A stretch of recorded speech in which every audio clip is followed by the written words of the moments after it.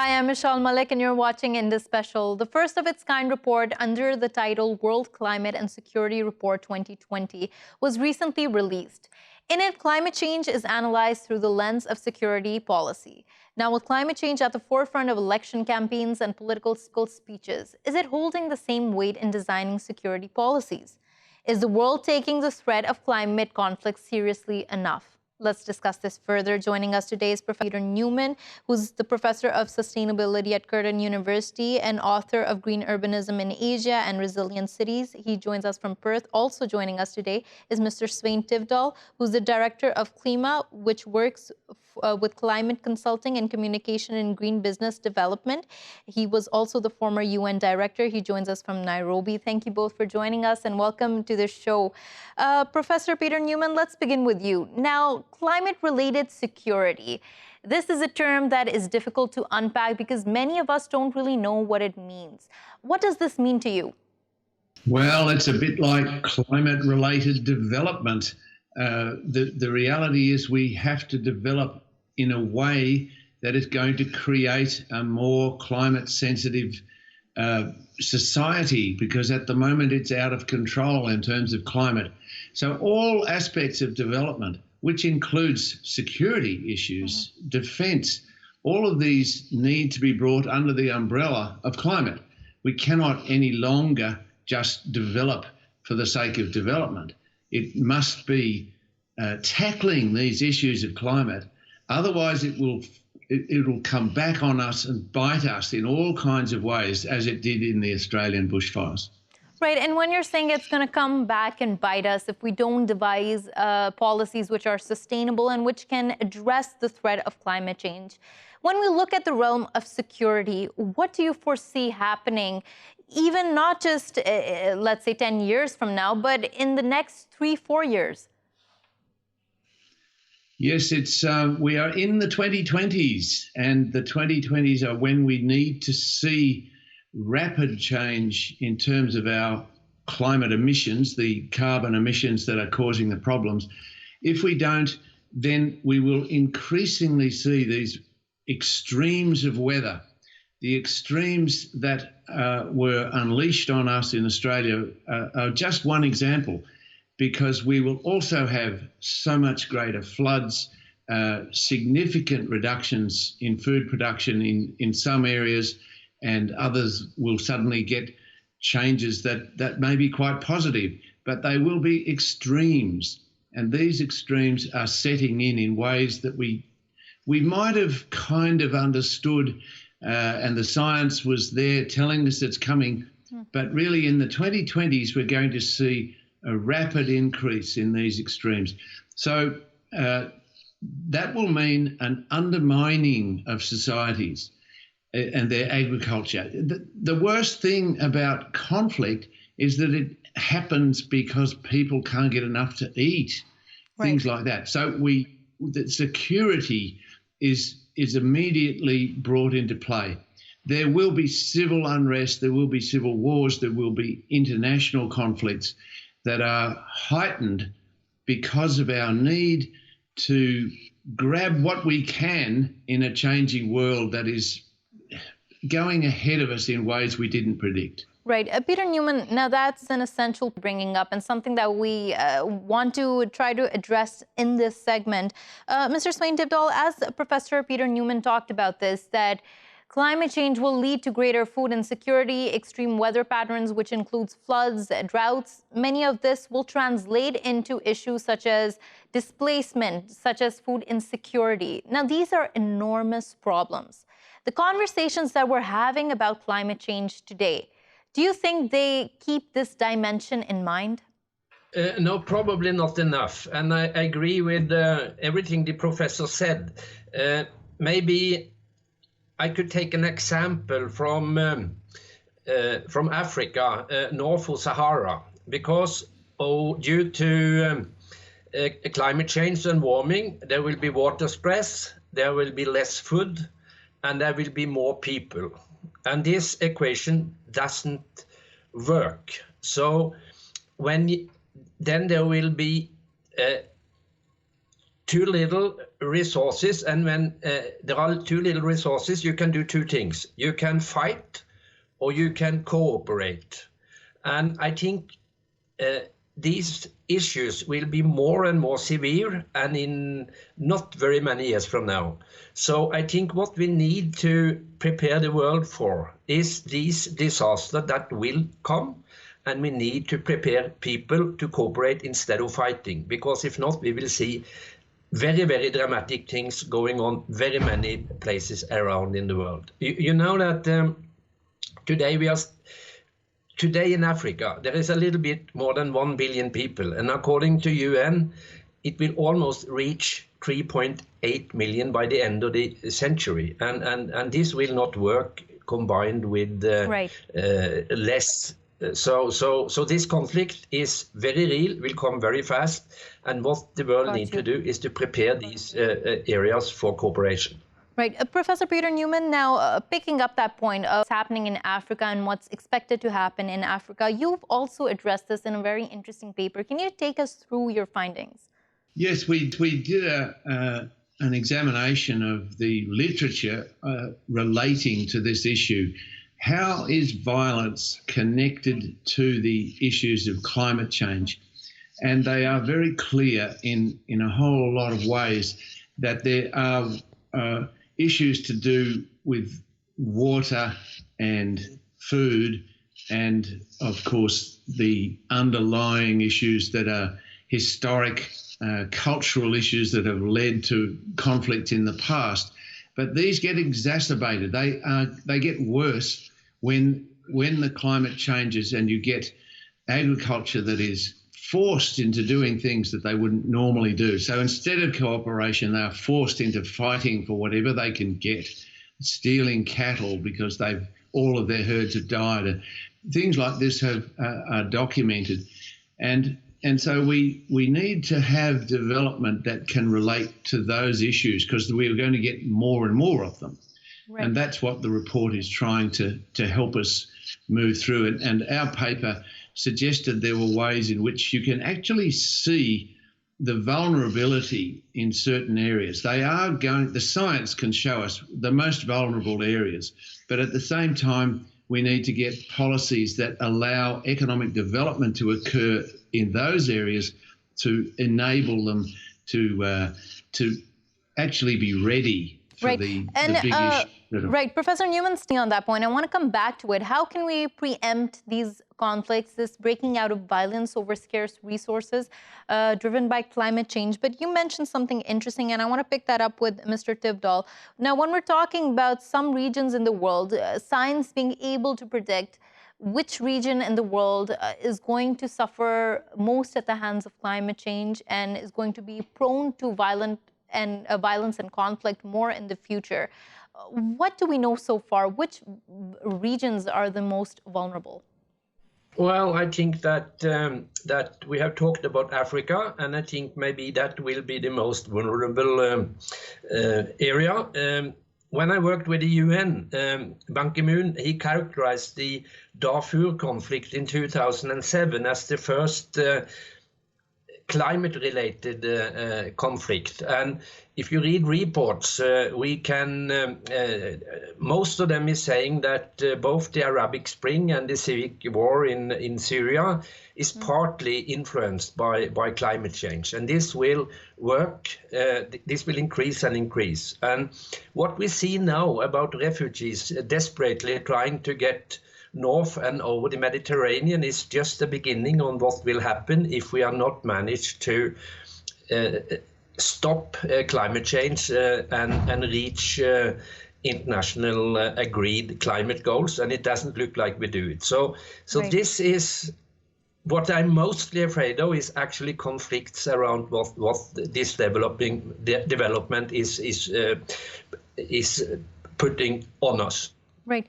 Mr. Tveitdal, now you're mentioning here how the Darfur conflict, what is happening in Syria, and also the migration crisis. Many of these are actually manifestations of climate change, but we don't hear the framing of these conflicts in that same manner. Why do you think that is? Why do you think people don't associate these political driven conflicts, such huge humanitarian crises to climate change? Well, yeah, well, what I think is that the world is not really willing to, in a way, say that what we see here now, for instance, immigration to Europe is being an effect of climate change. So first of all, we have to, in a way, see that we have a major problem and take it from there. And that is not happening today. And it's not only in the it's not only in Africa.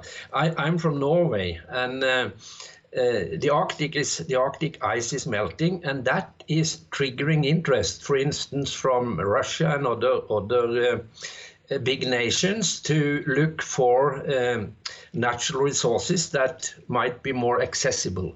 And there has been a discussion in Norway recently about an increased interest from the Russian side in Spitsbergen and Svalbard. So we will have it all around. We have it in the it was mentioned the forest, the bushfire in Australia, but we have had the forest fire for instance, in the Amazon. Right. It definitely, Mr. Tveitdal, it's definitely something that we're seeing globally in many different parts of the world. As you're mentioning, you're from Norway. We're seeing something unfold there. In Australia, we saw the bushfires this year. In many other parts of the world, we're seeing flooding and extreme weather. Now, Professor Newman, these are all, of course, related to how we're seeing shifts in this global phenomena we're calling climate change. And the interesting thing is that unlike other crises and other phenomena, climate change isn't just restricted to one boundary or restricted to one land. It's truly a global issue. Now, with it being a global issue, does it also provide opportunities for global cooperation like never before? Yes, if we accept that we have caused it, and I think that's what's beneath your previous question. Why hasn't it been framed in terms of climate change? Because that means we did it, us in the developed world who caused this problem. We don't like to think that. We think, oh, it's just poverty causing these poor people to want to go to Europe and things like that. Well, we are responsible. So we have to accept that the developed world has to do most in terms of getting to grips with this issue and getting on top of it. And that requires cooperation. It does not require the kind of populist politics where you just look after yourself. And I must admit I'm appalled by what's happening with Brexit, because that is dismantling a cooperative network of nations that fought each other for centuries, and now the chance is there to get on top of that. And they've had now a history of cooperation. Well, cooperation is the word, and thank you for providing that. Otherwise, we fight. And cooperation is the nature of the Paris Agreement and of the SDGs, the Sustainable Development Goals, where we have to work together. And that requires many dimensions of this right across the world. Right. Now, Professor Newman, you, of course, said that the developed parts of the world need to take responsibility. It's very unlikely that that would have even happened a couple of years from now. No one claims responsibility for creating proxy wars in some other place remote from theirs, for the displacement they're seeing, and for the refugee crisis, which has been largely fueled by these developed nations.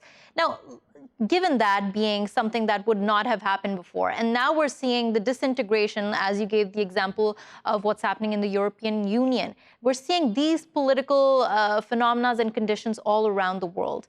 Are we in a worse off place to deal with this crisis politically? If we continue down this track of seeing that populist rebellions that just say, we are first and we will be great because we know how to do it by ourselves, this will undermine the international cooperation that's needed to solve these issues. And you do need leadership that will overcome that.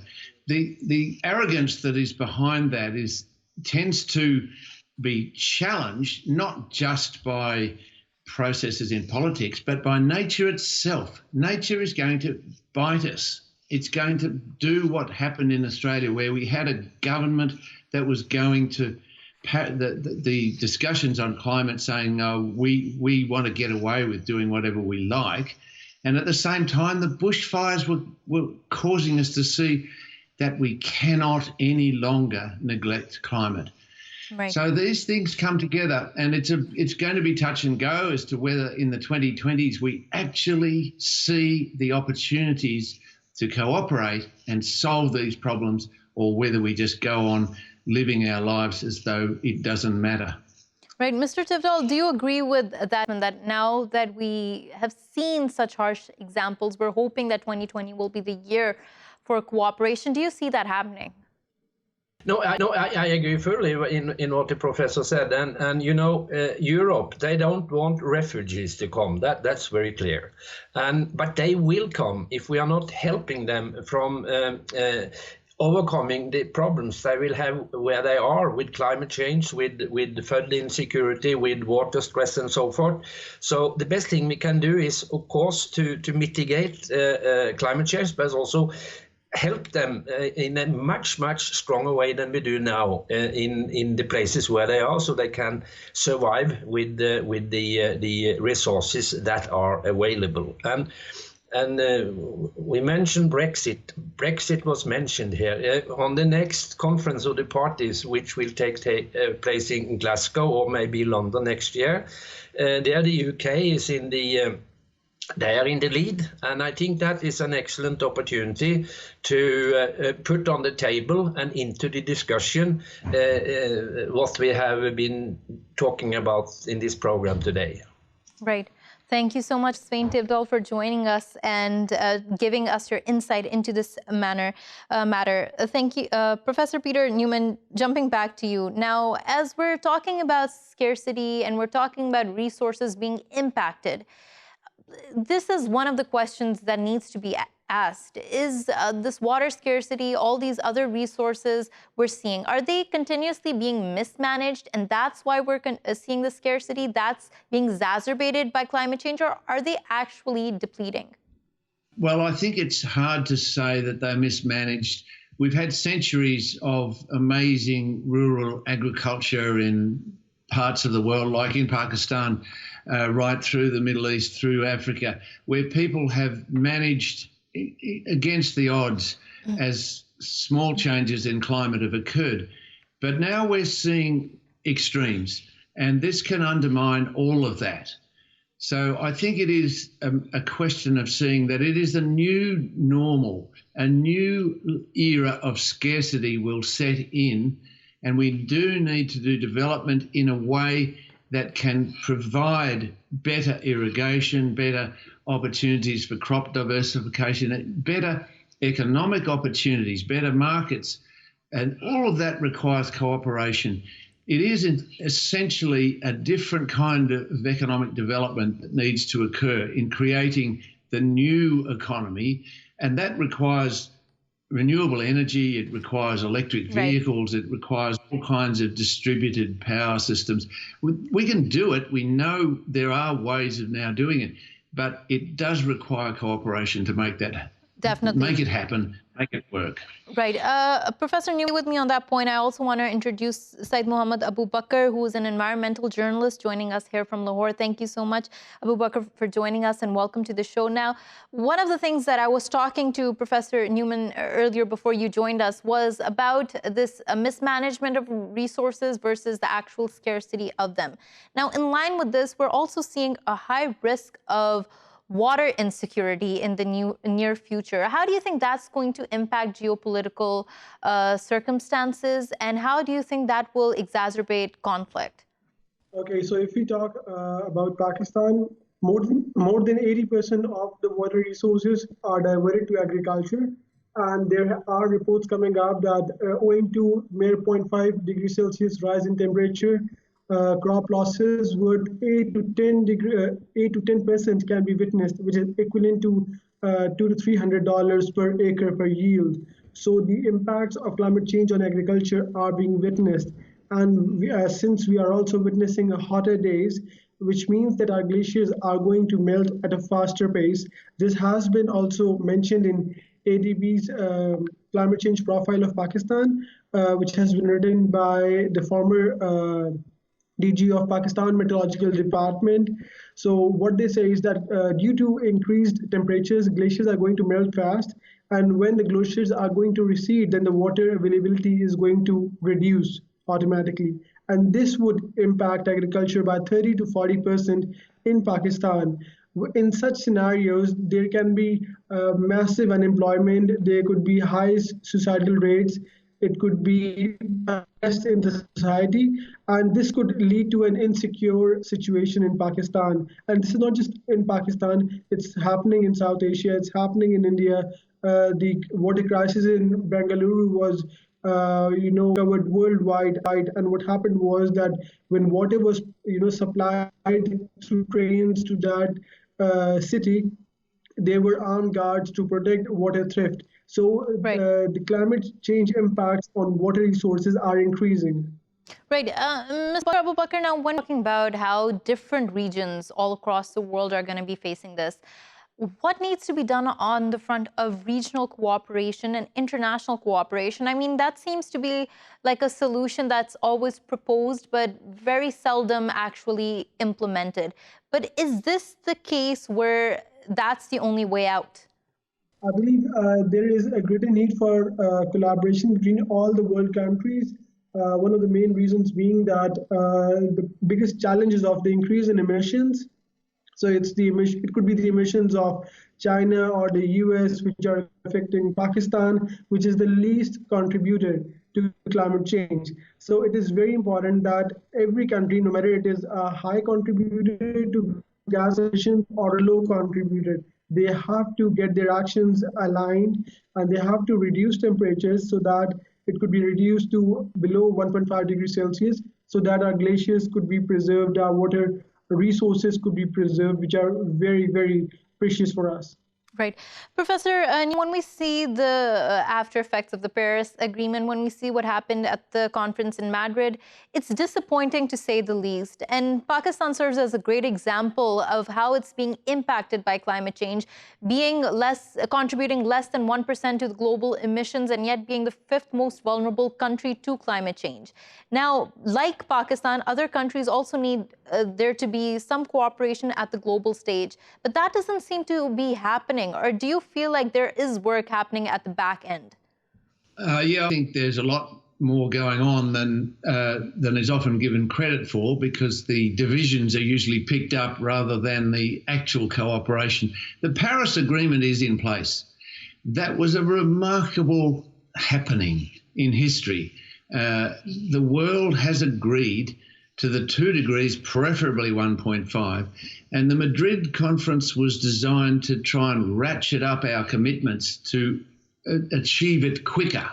And they didn't achieve a cooperative agreement, and partly because of 4 countries, including Australia, got in the way of that change. I don't think you'll see that happening again. The cooperation process has got a lot of momentum behind it, and it will keep coming back.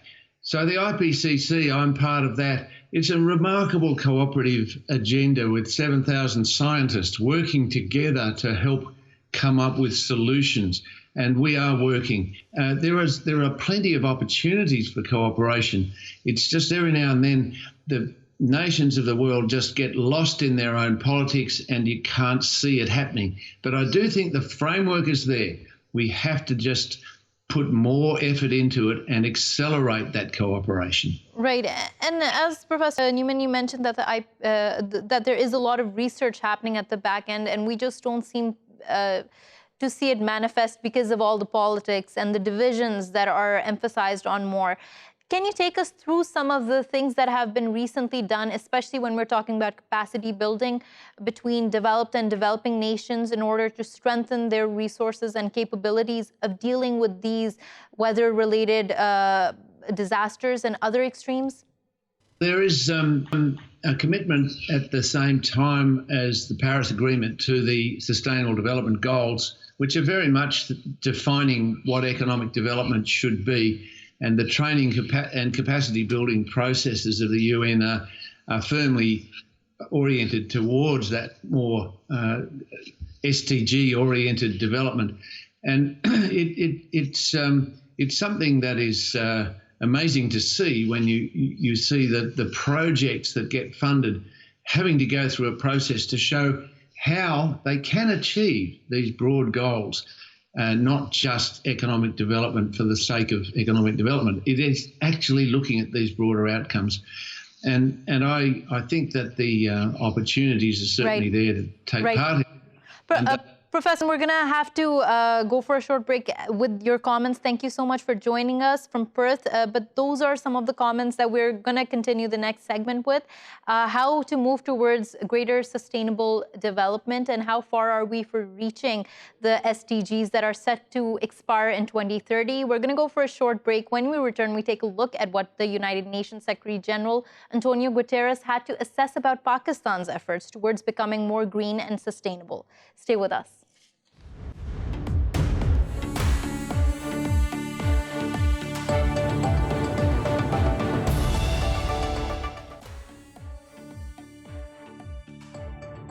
Welcome back to the show. Now, yesterday, United Nations Secretary General Antonio Guterres, in his special talk on sustainable development and climate change, discussed Pakistan's challenges in tackling climate change and the efforts it has made so far. Now, Global Climate Risk Index has placed Pakistan on the 5th spot on the list of countries most vulnerable to climate change in its annual report for 2020. Keeping this in view, we take a look at how well Pakistan is progressing to the internationally set SDGs and what more needs to be done at a national, regional, and international level to respond to the threat of climate change. Joining us for this discussion is Sara, Hayat, a lawyer and consultant who focuses on climate change. She joins us from Lahore.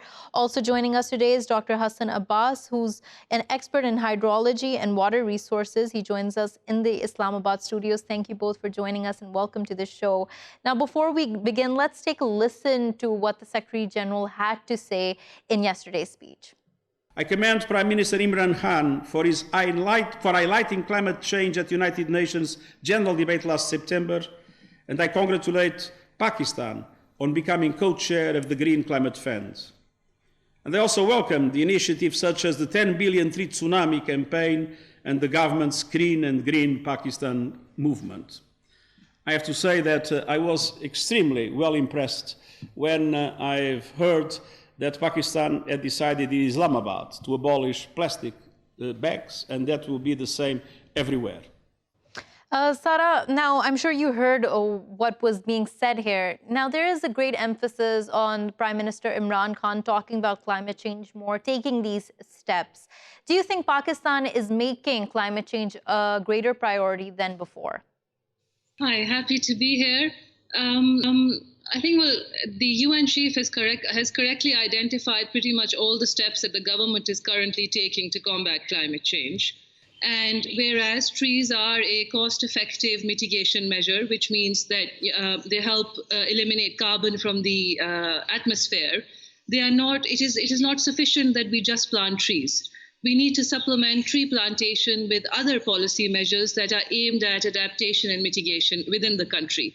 Can I take your point there, Sara? Now, as you mentioned, adaptation needs to be at the focus of this. Now, a Pakistan research study showed that $7 to $14 billion per year are going to be needed to adapt. Now, this is one of the struggles, and this is one of the conversations that are always at the forefront, not just when we're talking about Pakistan's adaptation, but globally. How do developing countries do more with their given resources? Do you feel like a resource optimization can still happen with the given conditions we have? I think it can not just happen, but it should happen.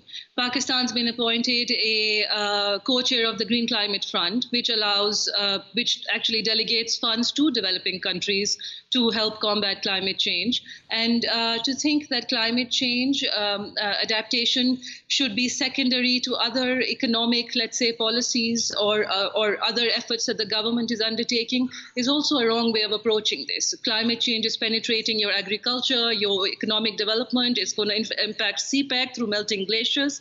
So it should be prioritized in whatever way we can.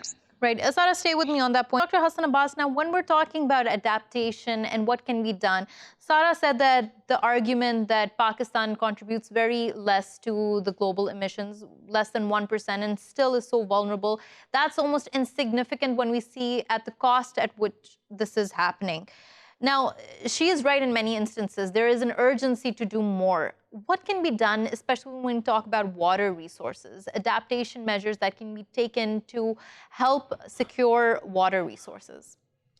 I start with planting of three things. I think this is a very good idea to plant trees. But when we talk of planting trees, and of course there had been some international studies, very reputed studies, which has actually identified as tree plantation as the easiest and most effective measure against climate change. And when Pakistan has a big drive of planting trees, it brings Pakistan within the attention of the rest of the world that Pakistan is taking big initiatives. And planting trees is good. But then there are two ways of planting trees. One is that you directly plant the trees, and the other is that you create and sustain an environment which helps regeneration of forests, which helps regeneration of plantation, which helps regeneration of the natural ecosystems, which we have lost over about 1 century of so-called progress in water resources. Our riverbeds and our riverine corridors could create a mini Amazon forests within our own country, which would not just help us, but help the rest of the world, because we will produce oxygen which will be shared by the rest of the world. But our system of managing water, because I'm coming from water sector, so I'm particularly making emphasis on this one, that our system of managing water has cut our rivers to very small sizes. We have taken all the water away from the rivers and dumped it in the agriculture sector. I mean, I'm not against agriculture, but we are dumping too much of water, too much over and above the requirement. And our way of irrigating is way too old and way too inefficient. Like if we require like 1 inch of water to irrigate a land, we are actually withdrawing about 16 inches of water to manage that 1 inch. Now that's the kind of inefficiency we are working on. So if we fix our agricultural practices and let the environmental waters back into the rivers, restore our riverine corridors, then the forests of unprecedented proportion will regenerate by themselves. And that is one very important aspect that our government should be looking at. Right. Dr. Hassan Abbas, now you're mentioning that agricultural practices need to shift and need to become more sustainable. How does that happen in a country with a growing and swelling population? How do you make that shift, which is also sustainable, but also doesn't hurt the people? Okay, that's again a very good question. Well, the way to move forward is to create economic engines which benefit people. Like if you bring in a technology, give it to the farmers, and the farmers start earning more with that technology, and farmers need to spend less with that technology, then the technology will be adopted by the farmer. And those kind of technologies are around the corner. They are developing in some parts of the world. My own organization is working on those technologies, and those are the technologies which would actually reduce the requirement of water in the irrigation sector by 10 folds compared to our usage today. And at the same time, those technologies, they reduce the amount of fertilizers required, they reduce the amount of pesticides and herbicides required, and they increase the per acre yields.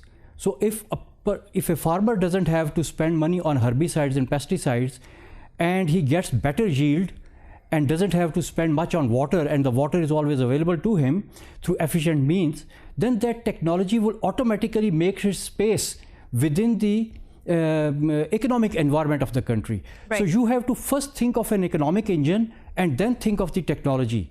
And there are quite a few economic engines that can sustain those technologies. Right. Sara, now taking the conversation forward and shifting the discussion into policy making and what needs to be done, not just nationally, but regionally. Now, issues such as smog, such as extreme weather patterns, which in the future will cause massive displacement. They're already causing internal displacement, but they will also cause spillover effects into other regions. What needs to be done at a regional level, especially when we're talking about Southeast Asia? Right. So, I mean, all countries some serious mitigation measures, which is again curbing greenhouse gas emissions from source. But I'm glad you mentioned the whole smog debacle that we experience on a yearly basis. I will stick by my stance of not entering into regional agreements just for the sake of shifting the burden shifting the burden or responsibility on other nations. Right. Dr. Hassan Abbas, on the same front, water, what needs to be done in order to bring about greater security for water resources in the future, not just for Pakistan, but for the region at large? Because in the earlier segment, we talked about in great depth how water insecurity is being labeled as the future threat for conflict and violence. Now, to avoid that, what needs to come about? What mechanisms for water diplomacy and to actually take a hold of the situation and build sustainable policies? Okay, when we talk about clean water and clean air, I think the most significant source of clean water and clean air are the clean human minds. Because if you are thinking clean, you will act clean. So one of the very important relatively long-term measure that we must start today on a very urgent basis is educating our children. And educating our children not just by letting them read books and science, also letting them engage in arts, because artistic minds are always beautiful minds. And artistic minds, when read science and art together, that's the best combination of a human being.